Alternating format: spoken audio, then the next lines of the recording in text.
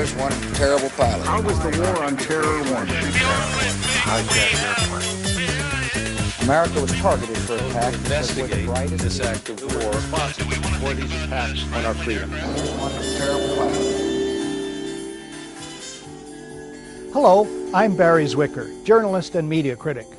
Welcome to The Great Conspiracy, the 9/11 news special you never saw. On this program, we ask questions the 9/11 Commission and the media never asked. We introduce experts you've never seen before and provide background you never get. We recommend books, magazines, videos, and DVDs you've probably never heard of. And websites the media keep under wraps.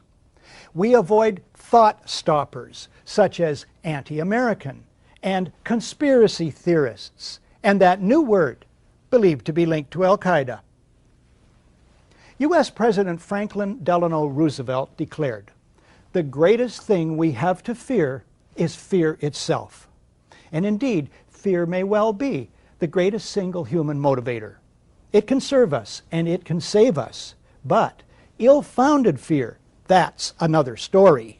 For instance, before we commit to a war based on a threat we're told to fear, before we commit our children's blood and billions of dollars to that war, we'd better be sure the threat is real, that a clear and present danger exists, because war itself is to be feared.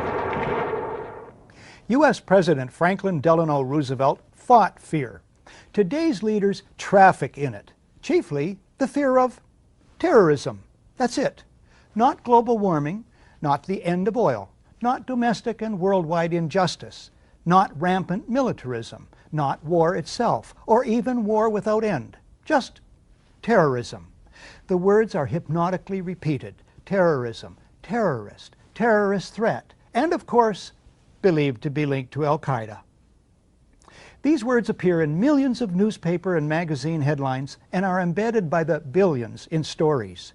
But it's the so-called war on terrorism that's in our faces practically 24/7 as the inescapable focus of our existence and the justification for great sacrifice.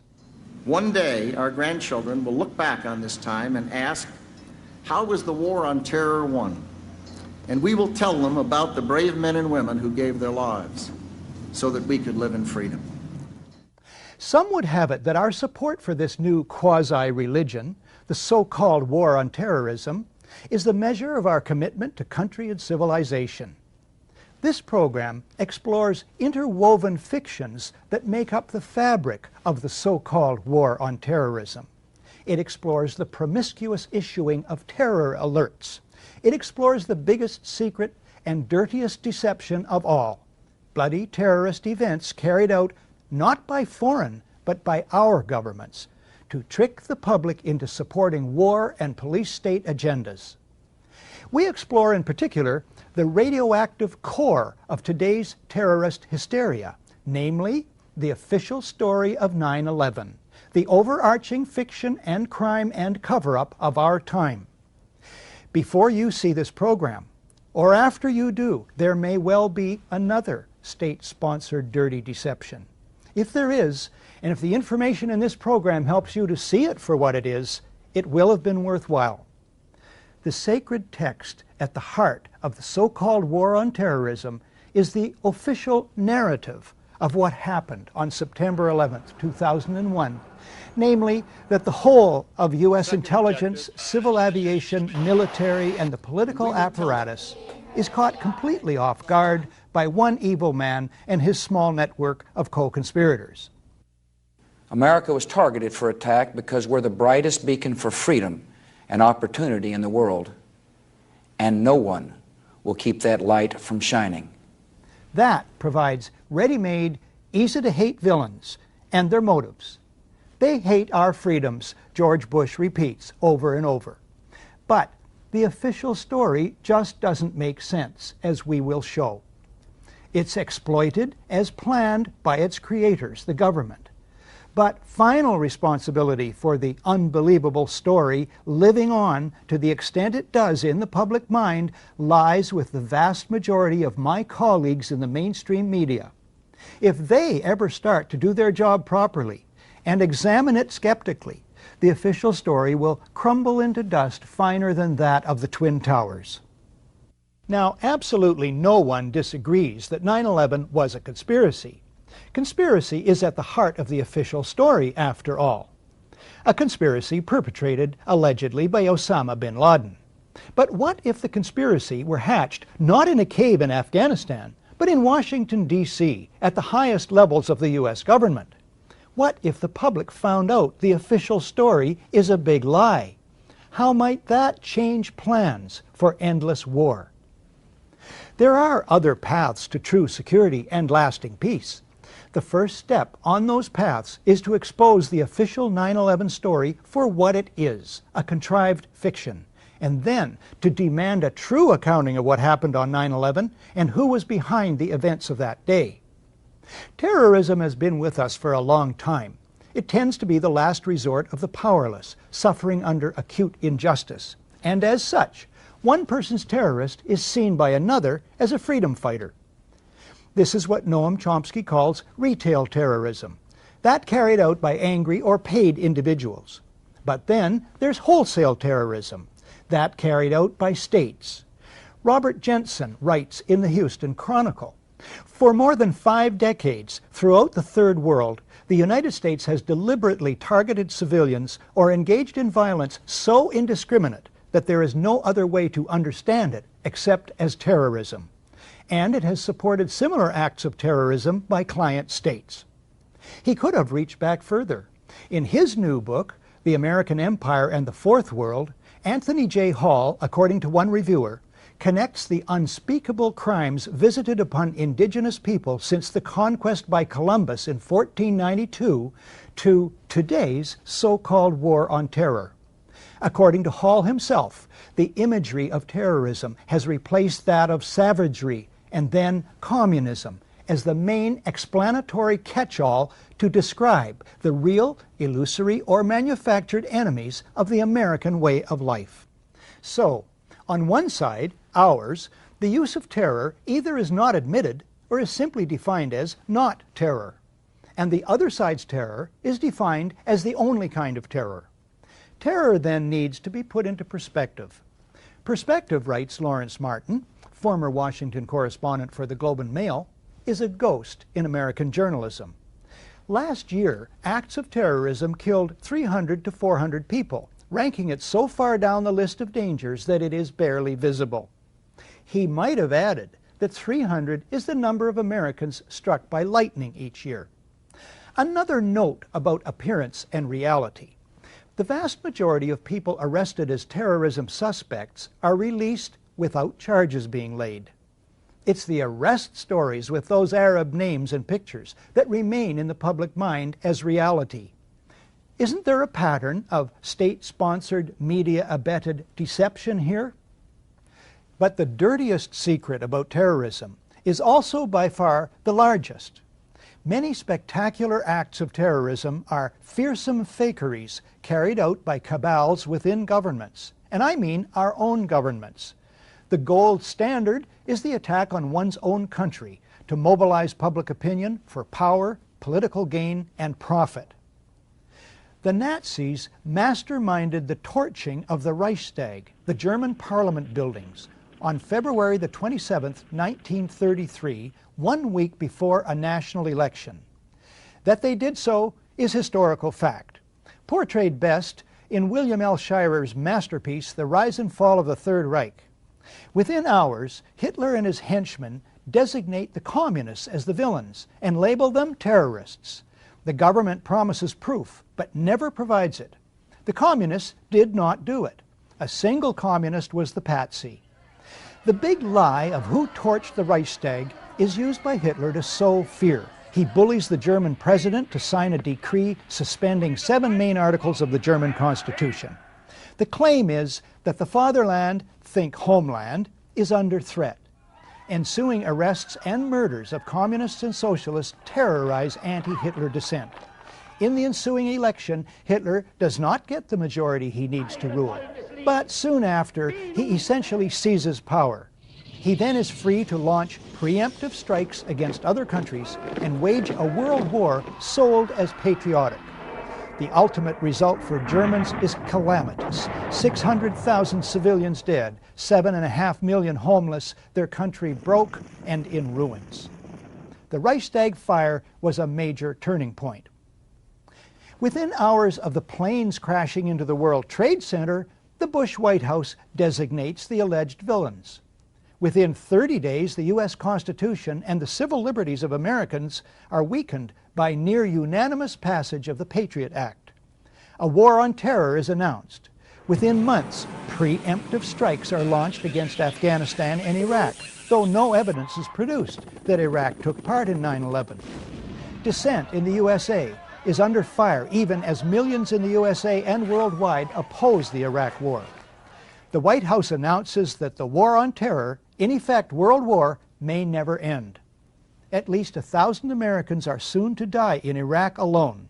Expenditures mount into the trillions.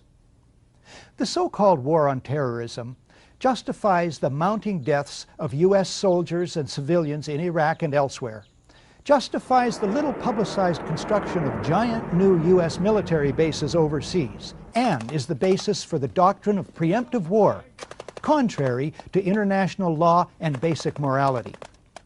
It's responsible for grotesquely ballooning deficits to pay for all this, debts being passed on to coming generations, and plans for even more expenditures on terror-fighting bureaucracies. The so-called war on terror is cited as the ultimate basis for sharp increases in domestic spying and reduction in freedoms and civil liberties at home and attempts to criminalize dissent. All this because the official authorized truth is that foreign terrorists attacked the USA on 9/11. As we tape this in the summer of 2004, fear grows as authorities and pundits predict more terrorist events on the scale of 9/11 or greater. The I word, inevitable, is increasingly used. The designated scapegoats of 9/11 gained nothing positive from it. On the other hand, even the hardliners in Washington themselves agree 9/11 boosted their agenda. Who benefits from more of the same? The fear campaign, always resting on the official 9/11 story, looks deliberate. Again, what if the official story of 9/11 is a big lie? You probably don't know, if you're trapped inside the cocoon spun by the North American media industry, that there is in fact widespread skepticism about who was behind 9/11.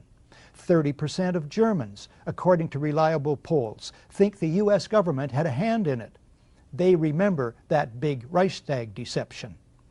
This poll done in Canada in May 2004 showed 63% of Canadians think individuals within the U.S. government, including the White House, had prior knowledge of the plans for the events of September 11th and failed to take appropriate action to stop them. In this program, we present some of the accumulating evidence indicating that lying behind the great deception of 9/11 is the great conspiracy of 9/11. But first, more historical context. When we come back, 3 true stories of fake attacks on America. Let's find out about despotism. This man makes it his job to study these things. Well, for one thing, avoid the comfortable idea that the mere form of government can of itself safeguard a nation against despotism. Welcome back to The Great Conspiracy, the 9/11 news special you never saw. If 9/11 is a big lie, a fake attack, an inside job, is it unique? No, quite the reverse. Most war-triggering incidents are great deceptions. The Mexican-American War, the Spanish-American War, the attack on Pearl Harbor, all involved secretly contrived attacks on Americans planned or encouraged by American presidents. The Vietnam War and Desert Storm in 1991 also were triggered by deceptions involving U.S. presidents. If 9/11 is not such a deception, it's an exception to the rule. Most people want peace most of the time. That's a problem for rulers bent on war. History teaches that rulers arranging for their country to be attacked, or appear to be attacked, is the fastest method for these rulers to get their way when they want war. Consider only 3 cases, starting with this book, Body of Secrets. Author James Bamford is a former Washington investigative producer for ABC's World News Tonight with Peter Jennings. I learned of this book on ABC's website. Bamford's information comes from interviews with, for instance, the former dean of the U.S. intelligence community, and from government documents. It takes 80 pages to list Bamford's more than 600 information sources. Here's the story. It's 1962. John F. Kennedy is U.S. President, Robert McNamara is Secretary of Defense, and Admiral Lyman Lemnitzer heads the U.S. Joint Chiefs of Staff. The CIA fails in its illegal Bay of Pigs invasion of Cuba. JFK decides, Bamford writes, to back away from military solutions to the Cuban problem. But Lemnitzer, the CIA, and others at the top remain obsessed with Cuba. Writes Bamford, as the Kennedy brothers appeared to suddenly go soft on Cuba, Lemnitzer could see his opportunity to invade quickly slipping away. Attempts to provoke the Cuban public to revolt seemed dead.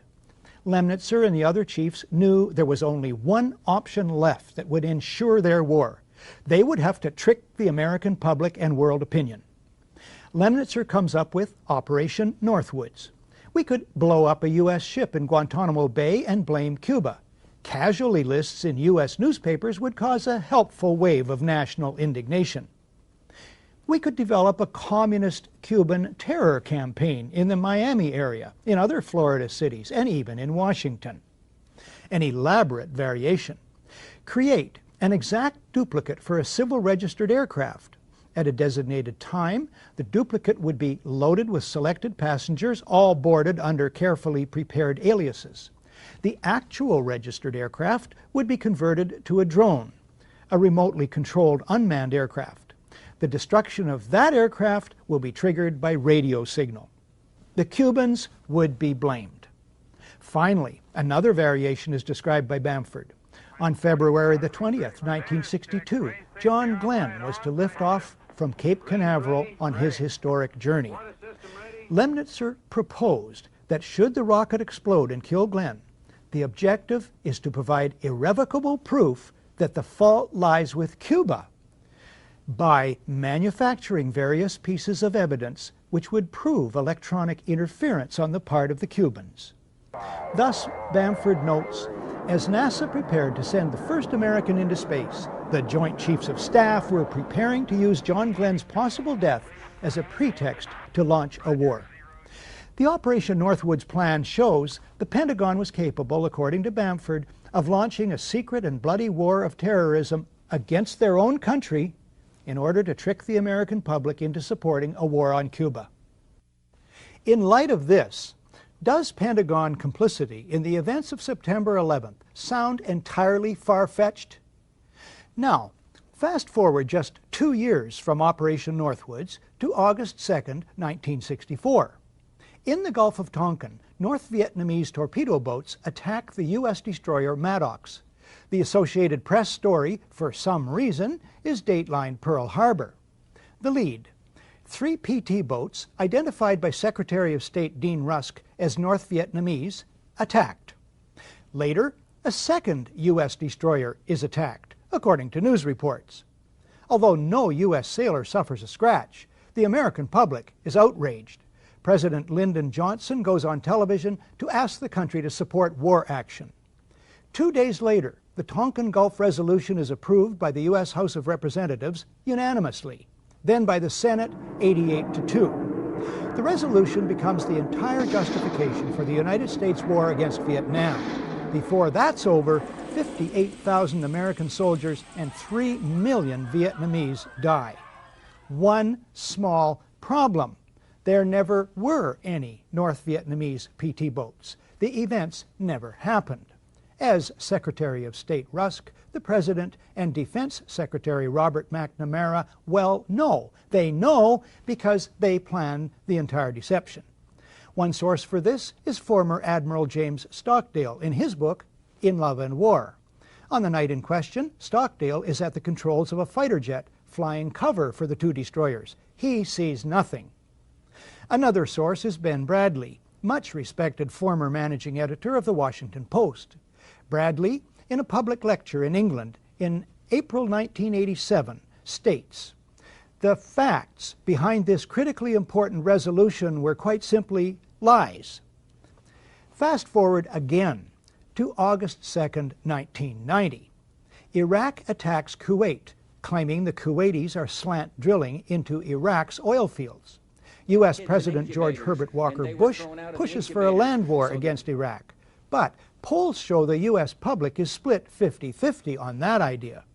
Then comes this eyewitness testimony before a congressional committee from a 15-year-old Kuwaiti girl. The claim is she cannot be identified for fear of reprisals. While I was there, I saw the Iraqi soldiers come into the hospital with guns. They took the babies out of the incubators, and left the children to die on the cold floor. The U.S. public is outraged. The result? Support for land war zooms. It's a turning point. Desert Storm is launched. 135,000 Iraqis are killed. An estimated 1 million Iraqis, many of them children and old people, then die as a result of 10 years of sanctions. One small problem. There never were any incubator baby deaths, not one. The Canadian Broadcasting Corporation's investigative flagship program, The Fifth Estate, reveals the girl to be the Kuwaiti ambassador's daughter, given her lines and coached in acting by the giant American PR firm Hill & Knowlton. It's one phase in a $10 million joint U.S.-Kuwaiti campaign of deception. This man is lying. I myself buried 14 newborn babies that had been taken from their incubators. This man is lying. And they had kids in incubators, and they were thrown out of the incubators so that Kuwait could be systematically dismantled. There were a lot of people who participated in a conspiracy. Yes, an out-and-out conspiracy of fake organizations, false documents, fraud, and disinformation. So, if a new man named Bush is in the White House and helps engineer a brazen deception in order to achieve global geopolitical goals as well as domestic and personal ones, it wouldn't be a first, would it? After a short break, a detailed look at the events of September 11th, 2001. Today, democracy can ebb away in communities whose citizens allow power to become concentrated in the hands of bosses. What I say goes, see? I'm the law around here. The test of despotic power is that it can disregard the will of the people. Welcome back to The Great Conspiracy, the 9/11 news special you never saw. The events of 9/11 begin with aircraft going wildly off course. Incredibly, despite radar tracking for almost 2 hours, the whole of the mighty U.S. Air Force goes AWOL that morning. It's a mind-bending anomaly. Not a single U.S. Air Force interceptor turns a wheel until it's too late. There are no jets at all. It's a matter of historical record. That could happen only two ways. Either it was staggering multiple simultaneous coincidental incompetence at all levels in many agencies defying known laws of averages, a 54 million to 1 chance, which is the 9/11 Commission official story. There's another explanation. The U.S. Air Force is neutralized by design. The evidence indicates this is about a 1-to-1 chance. Standard procedures for dealing with aviation emergencies of all kinds have been in place and have worked for years. David Ray Griffin is the author of The New Pearl Harbor, the most widely respected critique of the official story of 9/11. He quotes the Federal Aviation Authority's Aeronautical Information Manual, Official Guide to Basic Flight Information and Air Traffic Control, ATC, procedures. It states, if you are in doubt that a situation constitutes an emergency or potential emergency, handle it as though it were an emergency. As for the military, the guiding document is ACC 113-SAOC, Volume 3, U.S. Air Defense Command and Control Operations. At the top of the first page, it reads, "Compliance with this order is mandatory." The first paragraph reads, in part, "The ADC, Air Defense Command, is to provide North American Aerospace Defense Command with the means to detect, monitor, identify, intercept, report, and if necessary, destroy any airborne object that may pose a threat to North America in the fulfillment of the Tactical Threat Warning Attack Assessment and to provide such information to collateral missions of NORAD." Michael Rupert, a former Los Angeles Police Department detective, was the first major 9/11 skeptic and researcher in the world and remains one of the foremost. He was one of 40 experts on 9/11 who testified at the 6-day International Citizens Inquiry into 9/11, held in Toronto in May of 2004. I helped organize that event. At the inquiry, Michael Rupert addresses the absence of jet interceptors, but the unlikelihood of a simple stand-down order, and asks, what if they were so confused and had been so deliberately confused that they couldn't respond? Michael Rupert is standing by at his office in Sherman Oaks, California. Michael, thanks for this. What is the reason for the failure of U.S. military jets to show up in a timely fashion on 9/11? Well, the simple fact is, Barrie, that they didn't know where to go. The reason that they didn't know where to go was because a number of conflicting and overlapping war game exercises were taking place, one of which, Northern Vigilance, had pulled a significant number of North American fighter aircraft into Canada and Western Alaska and Northern Alaska in a Cold War hijack exercise. There was another drill, Vigilant Guardian, which was a hijack exercise, a command post exercise, but it involved the insertion of false radar blips onto radar screens in the Northeast Air Defense Sector. In addition, we have a confirmation, thanks to General Richard Myers, who was acting chairman of the Joint Chiefs, who told Richard Clark, as reported in Clark's book, that there was another exercise, Vigilant Warrior, which was, in fact, according to a NORAD source, a live-fly hijack drill being conducted at the same time. With only 8 available fighter aircraft, and they have to be dispatched in pairs, they were dealing with as many as 22 possible hijacks on the day of 9/11, and they couldn't separate the war game exercises from the actual hijacks. But this was done deliberately, though. Apparently so, and I will be saying that in my forthcoming book, Crossing the Rubicon, 9/11 and the Decline of American Empire at the End of the Age of Oil.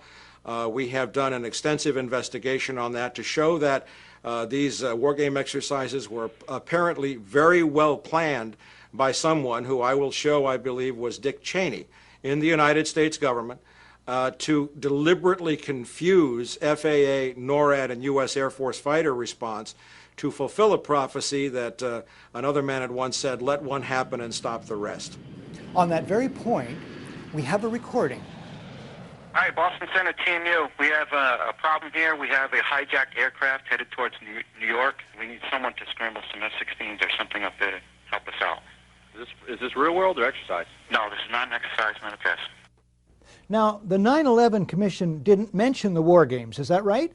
No, in their final report they did mention, I think in one paragraph, Vigilant Guardian, but the response given by NORAD Commanding General Ralph Eberhart and other Air Force spokespeople was absolutely nonsensical, and it made no mention of any of the other war game exercises.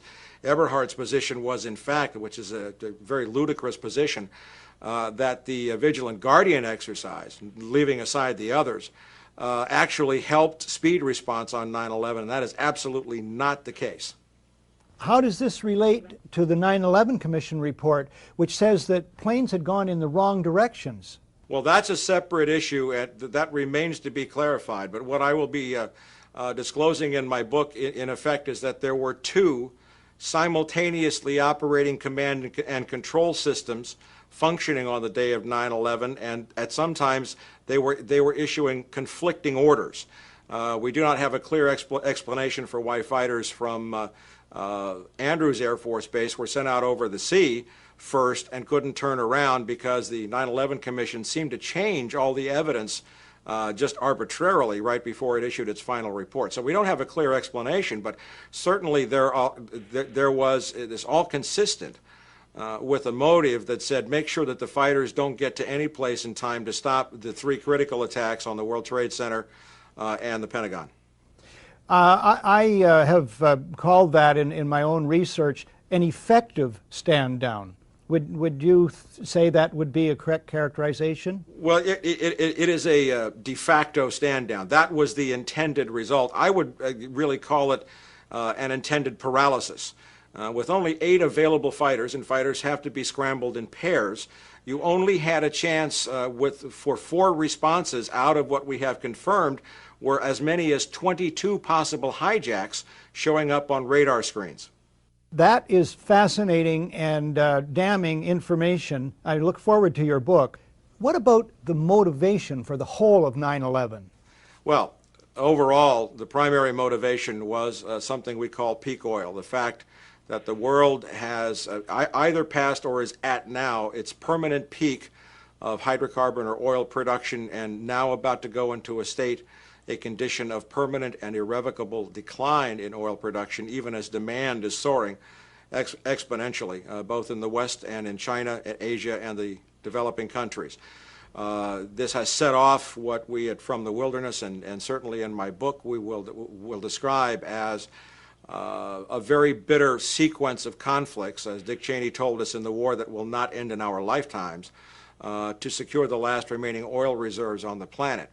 We've seen a lot of other instances where this kind of attack was predicted and stated as a requirement for the American empire to mobilize its military resources. Zbigniew-Brzezinski did in his book, The Grand Chessboard, in 1997.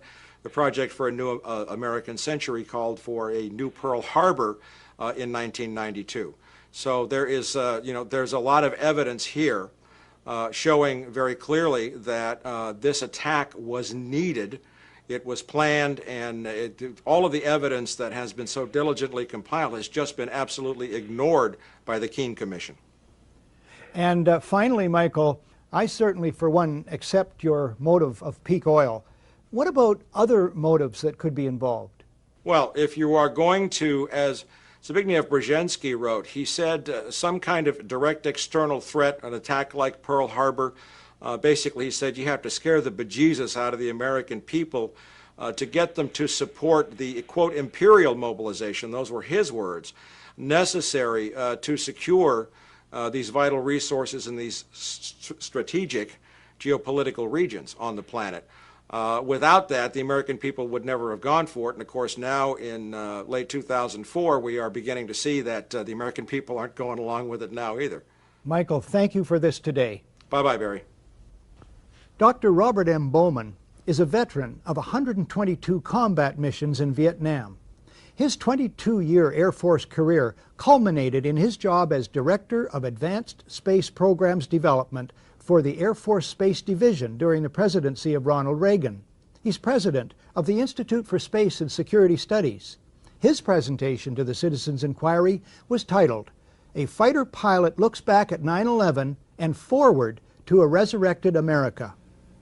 9/11 is related to just about everything else, particularly the war against Iraq. These two things have one aspect very much in common. They are both, in my opinion, treason. The cabal of neoconservatives at PNAC, I think you all know what that is, who planned this war, Cheney, Rumsfeld, Wolfowitz, Libby, Pearl, Jeb Bush, even before W became president, I don't say elected, I say became president, this cabal knew the American people would not stand for a war against Iraq unless there was, as they put it in their own document, a new Pearl Harbor. 9/11 supplied that. In other words, 9/11 was a false flag operation. That's one term to describe an act carried out to make it appear it was done by someone else. Next, the man who's written the book on false flag operations. Webster Tarpley is an historian and journalist based in Washington, D.C. He has studied the dark world of intrigue, peopled by patsies, paid killers known as operators, and moles, government officials who flout their own country's laws. He made 2 presentations to the International Citizens Inquiry into 9/11. They are uncompromisingly titled The 9/11 Terror Fraud, a Coup Against Civilization. Now here I would submit is a very important diagram that I commend to your attention, and I want to tarry and look at it for a moment. We are dealing with state-sponsored false flag terrorism. I don't mean state-sponsored in the sense that it has to be sponsored by the entire command structure of the country in question, but that it is carried forward by a private network ensconced and infesting decisive nodal points in the state apparatus of that country. I'll try to show you what I mean. Here we have to distinguish a world of patsies, the people that you hear about. I'll try to show you some of this in detail. The people we can call the dupes, the useful idiots, the fanatics, the police agents, the double agents, the provocateurs, in short, the Oswalds, the fall guys. Lee Harvey Oswald, I'm just a patsy, direct quote. That's one group. The moles.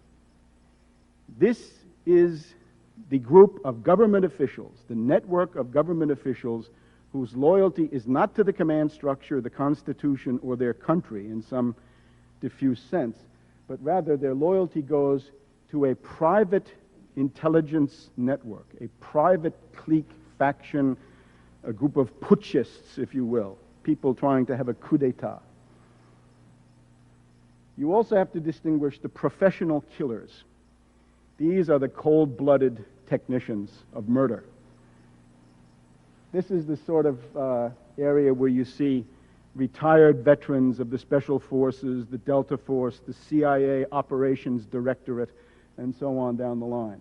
The old boys. At the end of the 80s and the beginning of the 90s, the term for this group in Washington was the asteroids. Finally, the corporate media. They are the indispensable ingredient, because without them, you can't have anything.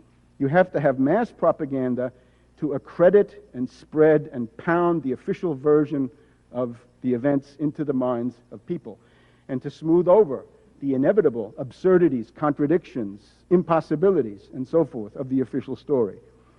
Mass brainwashing in the Anglo-American tradition is what they propose.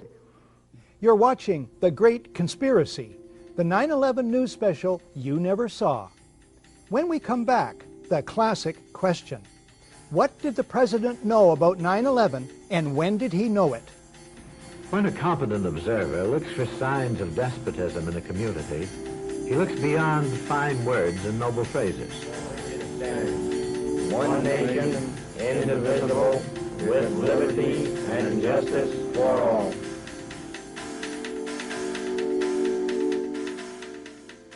Welcome back to The Great Conspiracy, the 9/11 news special you never saw. What did George Bush know about the events of 9/11, and when did he know them? I'm not asking what George Bush, or Bill Clinton for that matter, knows or should have known in the weeks or years before based on this or that so-called intelligence report that he sees or should have seen about vague or not so vague alleged terrorist threats. No, my questions are much more restricted. I'm asking what specific advance information George W. Bush has about the first plane hitting the World Trade Center before it strikes. How does he get that information, and from whom? Why does he act as if he has far less information than the record shows he must have had? Initial news reports show the president informed of the gravity of the situation that morning. That famous whisper in the ear must be put into context. It takes place at 9:05. That's 1 hour and 5 minutes after the first hijacking, 45 minutes after the FAA is aware of multiple errant airliners, 20 minutes after the first aircraft smashes into the Trade Center, 18 minutes after CNN breaks into regular programming. In other words, a torrent of hot water churns under the bridge before whisper time. Researchers Jared Israel and Ilarion Bykov of EmperorsClothes.com write shortly after 9/11. The President of the United States travels with an entire staff, including the Secret Service, which is responsible for his safety. The members of this support team have the best communications equipment in the world. They maintain contact with, or can easily reach, Bush's cabinet, the National Military Command Center in the Pentagon, the FAA. Information concerning these alarming events must be shared with the President by his staff, otherwise they would be derelict in their duties. Not surprising then, this report by ABC's John Cochran, traveling with the President, here speaking to Peter Jennings, not long after the President left his hotel. Peter, as you know, the President's down in Florida talking about education. He got out of his hotel suite this morning, was about to leave. Reporters saw the White House Chief of Staff, Andy Card, whisper into his ear. The reporter said to the President, "Do you know what's going on in New York?" He said he did, and he said he will have something about it later. His first event is in about half an hour at an elementary school in Sarasota, Florida. Something is very odd about the President's behavior. The President is aware, by his own words, that something serious is happening in New York. He additionally has to be aware of a great deal more about the situation. You have John Ashcroft later in the day at a press conference. Immediately after the first report of a plane crashing into the World Trade Towers, numerous federal agencies coordinating with the White House mobilized their resources. You have Vice President Dick Cheney, September 16th on NBC's Meet the Press. He tells host Tim Russert, the Secret Service has an arrangement with the FAA. They had open lines after the World Trade Center was... Then he stops himself. You have Laura Brown of the FAA. She attends hearings of the 9/11 Commission that bear on the aviation aspects of the day. Embarrassed by previous non-forthcoming testimony about the FAA's role, she sends an email in May of 2003 to members of the media whose business cards she had collected. Within minutes after the first aircraft hit the World Trade Center, she states in her email, the FAA immediately established several phone bridges that included FAA field facilities, the FAA Command Center, FAA Headquarters, DOD, the Secret Service, and other government agencies. The U.S. Air Force liaison to the FAA immediately joined the FAA Headquarters phone bridge and established contact with NORAD on a separate line. The FAA shared real-time information on the phone bridges about the unfolding events, including information about loss of communication with aircraft, loss of transponder signals, unauthorized changes in course, and other actions being taken by all the flights of interest, including Flight 77. So, in light of all this, here's the odd thing about George Bush's behavior. He and his staff could cancel or postpone an easily postponable photo op. But they don't. Why? On 9/11, Bush acts, and I emphasize acts, as if he doesn't know, as if he's not in touch. He proceeds with, or feigns, normality. Now to something else that's puzzling. At a town hall session in Orlando, Florida on December the 4th, 2001, here's the President's own account of the early morning of 9/11. How did you feel when you heard about the terrorist attack? Well, thank you, Jordan.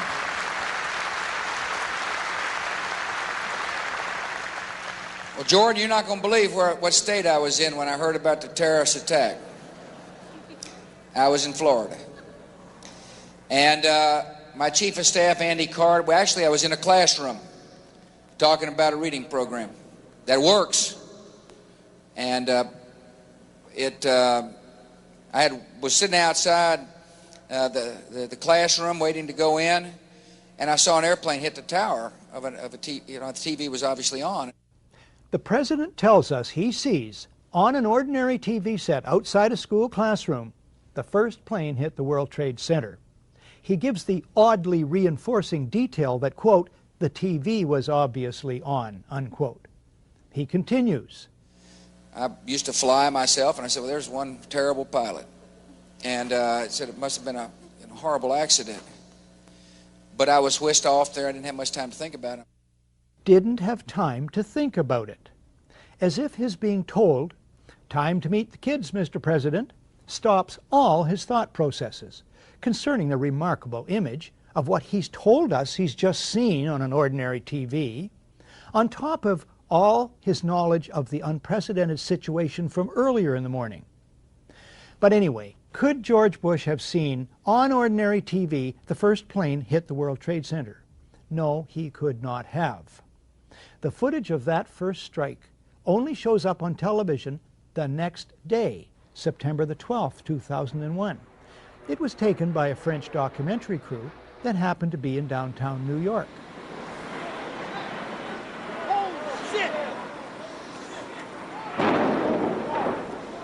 The Orlando Town Hall session takes place 7 weeks after 9/11, so it can be suggested Bush confuses the second plane with the first. But how to explain this? We've all seen Andy Card do that. None of this can ever be retracted. It is an interlocking historical record. Why go on at length about this? Because it may one day become the basis for criminal court proceedings. When we come back, is George Bush one of a group of conspirators involved with the attack?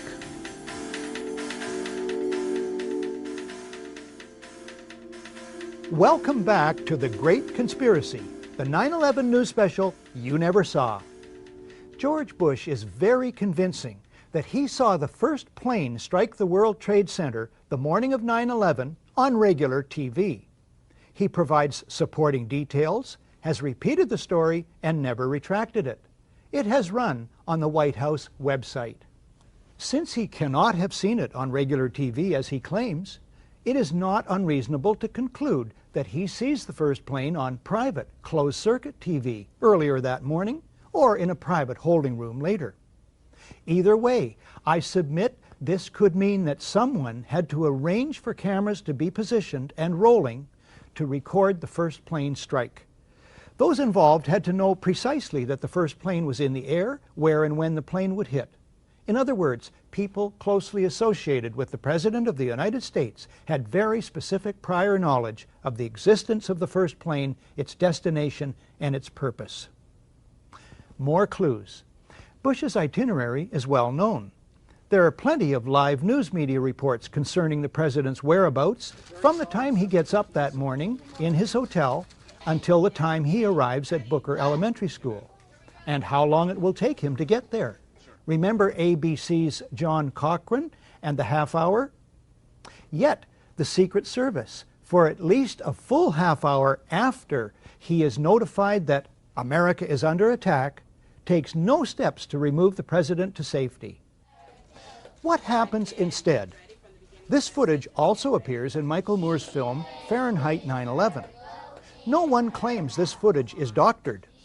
The President continues reading a story about a pet goat for at least 7 minutes. One columnist absurdly suggests that the President doesn't want to alarm the children. But could the President not have said, "Kids, I'm sorry, I have to excuse myself. There's some important business I have to attend to. You just carry on with your reading, you hear?" Any reasonable analysis suggests that the President and his handlers share sufficient real-time and prior knowledge of the unprecedented events of that day. The public record shows the President and his associates fail to act appropriately, that they in fact create a fiction and play act their assigned roles. This evidence alone constitutes grounds for proceeding with an indictment on charges of conspiracy to commit treason.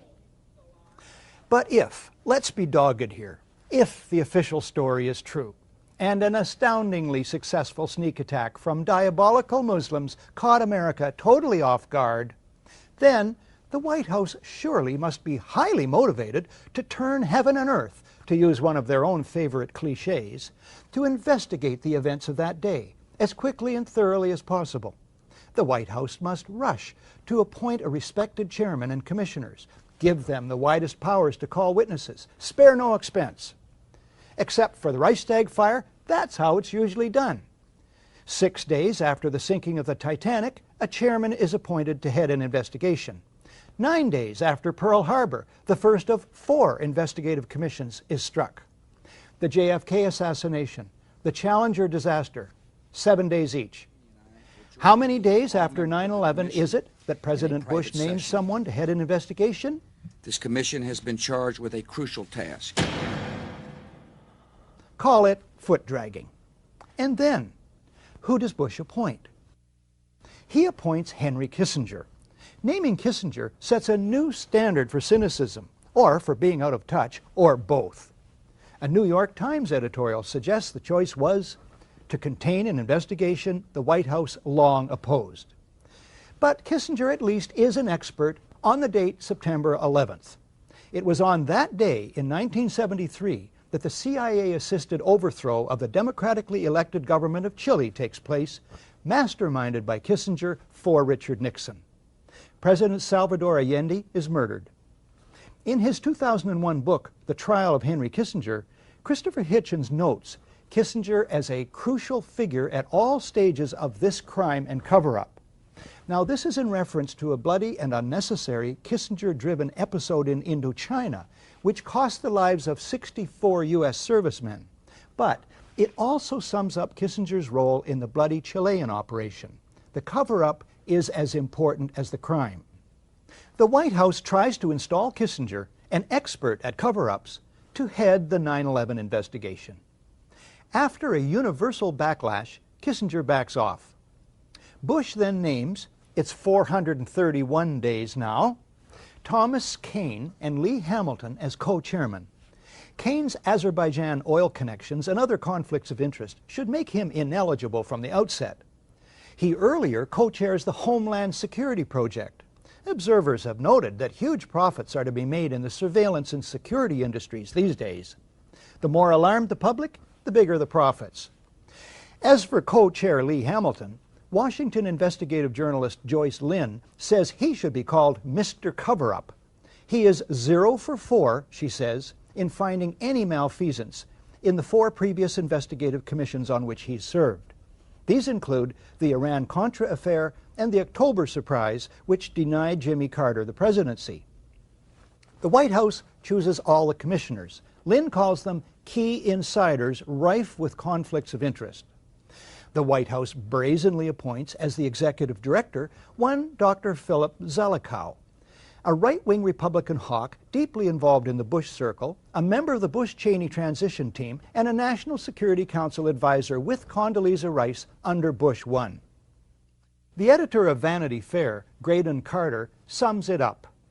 The Bush White House did everything in its power to derail an open inquiry.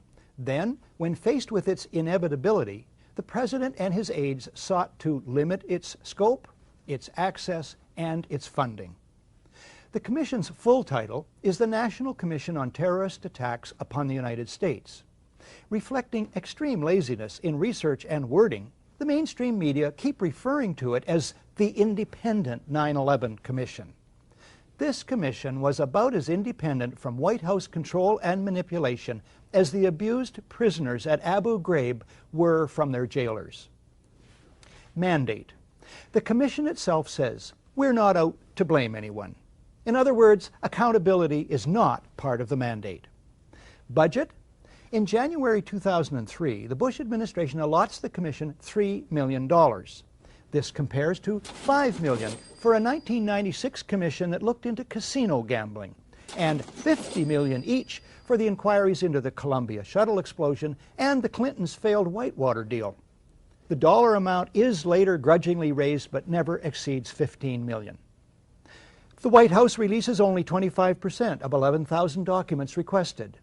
It blacks out portions of the released documents, resists requests that the administration officials testify under oath, and tries to rush the commission's deadline. After a cat-and-mouse game, Bush and Cheney meet the commission.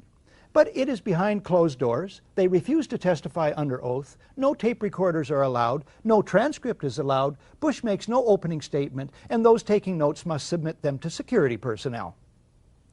All of this is what is called in law guilty demeanor. The behavior of the White House in relation to the Commission from start to finish only makes sense if the official story is a lie and the truth needs to be kept secret.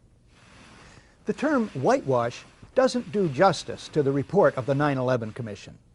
Omission-riddled, inventive cover-up, maybe? The Commission finds that the ultimate reason the events of 9/11 took place was a failure of imagination. They ought to know.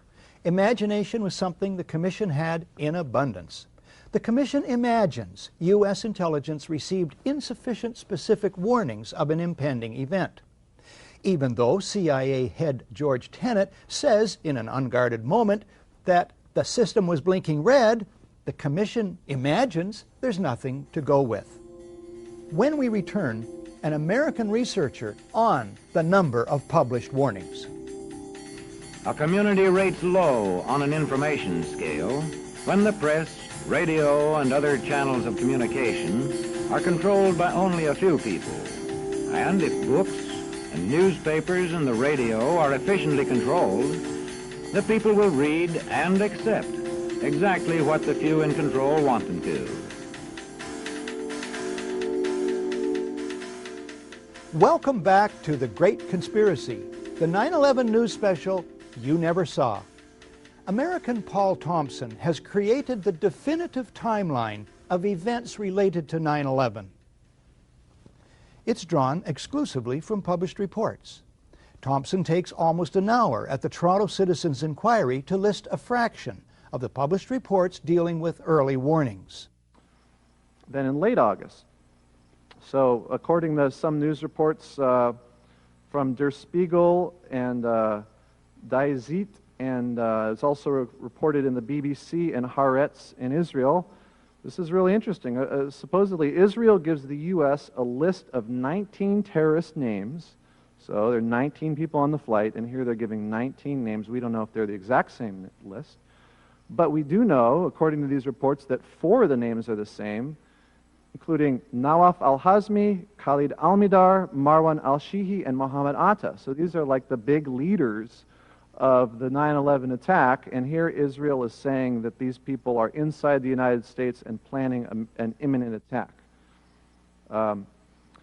Then early September, Egypt warns the U.S., saying that Al-Qaeda is in the advanced stages of a, quote, significant operation, unquote, against an American target, probably within the U.S.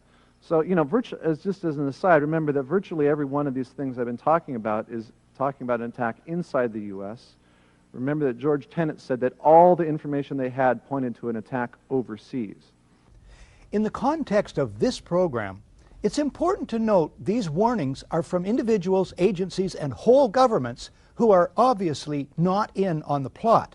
It should be observed that in the main, the controversies over who knew what and when about the attacks are diversionary mini-dramas that reinforce the official fiction. What these individuals and agencies and governments discover are plans and patsies being prepared to play their roles. Even if it's the most charitable explanation, and we say it was only incompetence, that incompetence was so severe. I mean, how many warnings do you need? And not only that, but it was followed after 9/11 by a cover-up. And as it's often said, it's not the crime, but it's the cover-up that, you know, that you end up going to jail for. That, you know, between the incompetence and the cover-up, that alone should lead to impeachment of President Bush and all of his top people.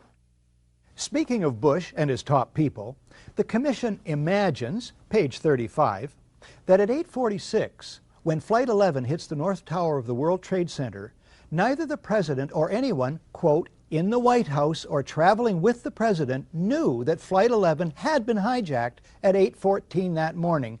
Wrong. The Commission imagines, page 39, that as late as 9:30, quote, no one in the president's traveling party had any information that other aircraft were hijacked or missing. Wrong. The Commission imagines it can get away with such claims, even though millions of people saw TV news reports about the hijackings on CNN beginning at 8:48. The 9/11 Commission fails to ask many questions. Why, for instance, was protective cover not provided for Air Force One? The Commission makes no mention of the extensive connections between the Bush and bin Laden families. The Commission imagines, and it's utterly right, that the media will fail spectacularly in their duty to notice these and other glaring omissions. The Commission counts on the media failing to be skeptical or to ask probing questions. As columnist Lawrence Martin puts it, you would think that given the presidential record of duplicity, Bill Clinton on Monica, Ronald Reagan on Iran-Contra, Richard Nixon on Watergate, Lyndon Johnson on the Gulf of Tonkin, John Kennedy on the Missile Gap, that journalists might catch on one day. Not in America. Martin adds, if media buttons weren't so easy to push, it's a safe bet that the terrorism threat wouldn't get half the airtime. Well, half the airtime would still be billions of hours.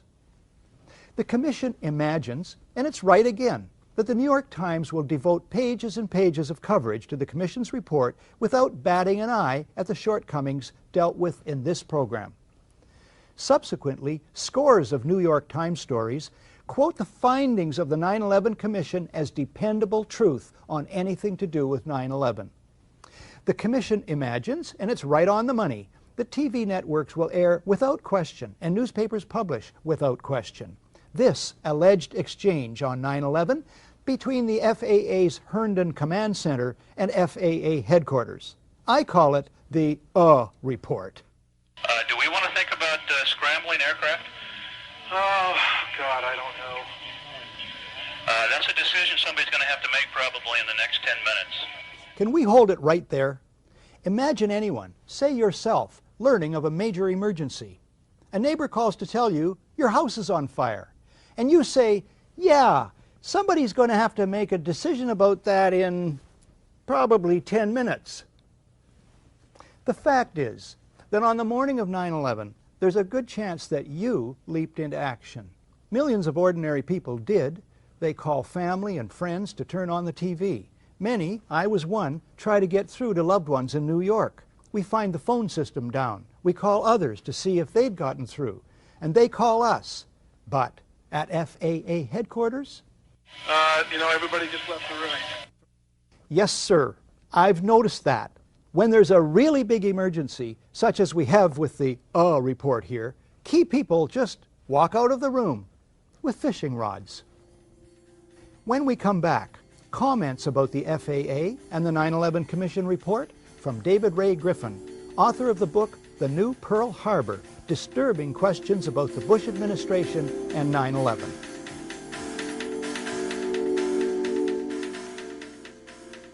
Welcome back. David Ray Griffin's book, The New Pearl Harbor, is widely admired as the definitive critique of the official story of 9/11. Griffin has gone on to draft a critique of the report of the 9/11 Commission. Griffin concludes that the Commission sets up the FAA as the fall guy to protect the U.S. military and thereby the Bush administration. In one case, the Commission claims officials at FAA headquarters had to debate whether the report of a hijacked airliner with a bomb aboard was enough to justify bothering the military. The Commission, says Griffin, portrays most FAA personnel as hopeless bunglers. In fact, in Griffin's words, guilty of criminal negligence of the most extreme sort. Yet, this is the same Commission that says it cannot find any particular people deserving of blame. A remarkable contradiction. Another one. The Commission itself points out the FAA did have one truly unprecedented task to perform that day, namely, immediately landing thousands of aircraft in the air wherever they were. The Commission agrees the FAA, and I quote, executed that unprecedented task flawlessly, unquote. Is it not strange, asks Griffin, that FAA personnel carried out this unprecedented task flawlessly and yet failed so miserably with tasks they had been performing on a regular basis. Additionally, Griffin observes, according to the Commission, the U.S. military is itself blind, being wholly dependent on the FAA to inform it about what is going on in U.S. airspace. The commissioners would have us forget, as they do, the billions of dollars NORAD spent building detection systems second to none. As Thierry Meyssan writes in his book, Pentagate, the military in fact possess several very sophisticated radar monitoring systems, incomparable with the civilian systems. The website for one of these systems, called PAVE-PAWS, states it is capable of detecting and monitoring a great number of targets that would be consistent with a massive submarine-launched ballistic missile, or SLBM, attack. Are we to believe, Griffin asks, that our military's radar systems, which could simultaneously track dozens of missiles, could not track a single airliner headed for New York City? Griffin and others list several serious matters in which the 9/11 Commission shows no interest. They include the puzzling nature of the collapse of the Twin Towers. Jet fuel cannot burn hot enough to melt structural steel. Why surface-to-air missiles at the Pentagon were not triggered to protect the building. The question of what hit the Pentagon. The hole in the building was much smaller than a 757 would make. The connections between the Bush and bin Laden families. And the startling case of World Trade Center Building Number 7. This and other overwhelming evidence ignored or explained away by the 9/11 Commission, which should be called the 9/11 Cover-Up Commission, suggests 9/11 is planned and executed at the highest levels of the U.S. government. People forget what immense powers and resources governments and shadow governments have to organize covert operations, fabricate false evidence, destroy real evidence, issue misleading statements, organize cover-ups, and generally make things happen through deploying agents, career inducements, bribery, and threats, subtle or otherwise. Governments have the powers to kill, maim, and imprison, and they use them. One example, it's the endless arrests of suspected terrorists, the vast majority eventually released without any charges being laid. On any other subject, this would create a huge outcry. And of course, governments have the powers of propaganda, PR spin, news management, and, not least, secrecy. In the face, though, even of this overwhelming evidence, people still find reasons to remain blind to the possibility that 9/11 was an inside job. They say a conspiracy this large could not be kept secret. But most large covert operations are kept secret. People say they, meaning the Bush administration, wouldn't dare, for fear they'd be found out. As for being found out by the media, well, what's to fear so far? Upholding the U.S. Constitution obligates one to guard against enemies, foreign and domestic. The founders of the country included that for good reason. They knew that for centuries governments have turned toxic. The price of freedom is eternal vigilance, and not just from outside threats. The trumpeting of outside threats, in fact, is the commonest ploy used by internal rogues. Today's media feast on, profit from, and join in the trumpeting of outside threats and the demonization of designated villains. We expect more of the media than we've been getting. We expect them to remember something of history, to be watchdogs for democracy, and to have some backbone. Won't just one major paper do what the Washington Post did with Watergate? Get onto this and not let go until the rest of the media have to pay attention? I've been a media critic for 35 years. I've watched the media become more and more corporate, more and more ideological, more and more dishonest, more and more part of a power structure which manufactures and manipulates fear and excuses death and destruction, and thereby become complicit in it. But I've also learned a big lesson, belatedly, and that is that too many of us want to be shielded from troublesome truth, want our inner child to be reassured, want, in short, to be lied to. With knowledge comes responsibility. We who are finding the scales falling from our eyes must also find the courage to make our media and government accountable. Many peaceful means for doing this still exist. This is Barrie Zwicker, signing off for The Great Conspiracy, the 9/11 news special you never saw, but that I still live in hopes that you will.